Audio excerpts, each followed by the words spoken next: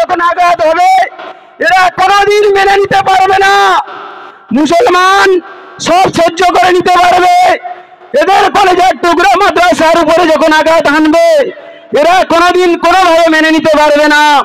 মুসলমান এরা সবকিছু মেনে নিতে পারবে, এদের গোরস্থানের উপরে যখন আঘাত হানবে এরা কোনোদিন মেনে নিতে পারবে না। তাই মহতারাম সম্মানীয় ভাইরা, আজ আমাদের সবাইকে ঐক্যবদ্ধ হতে হবে যে আমাদের উপরে একের পর এক আইন জারি করছে সরকার, সেই জন্য করে আমাদের প্রত্যেকের ঐক্যবদ্ধ হতে হবে।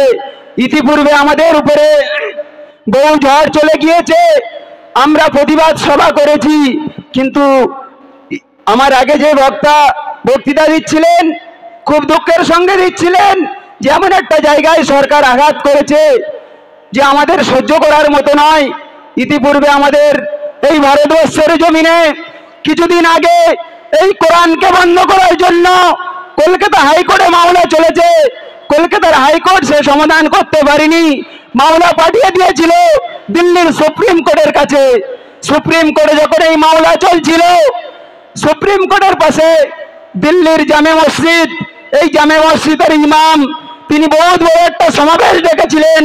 সেই সমাবেশে তিনি তার মূল্যবান বক্তৃতা দিয়েছিলেন, আর বক্তৃতা দিতে দিতে তিনি বলছিলেন যে আজ ভারতবর্ষের জমিনে যে কোরআন নিয়ে মামলা চলছে, এই কোরআন বন্ধ করার জন্য রায় পেশ করবে যে জজ, আমি আব্দুল্লাহ বুখারী বলছি, সেই জজের গোলার উপরে পা চাপিয়ে রেখে তার জিহ্বা টেনে ছিঁড়ে দেবো।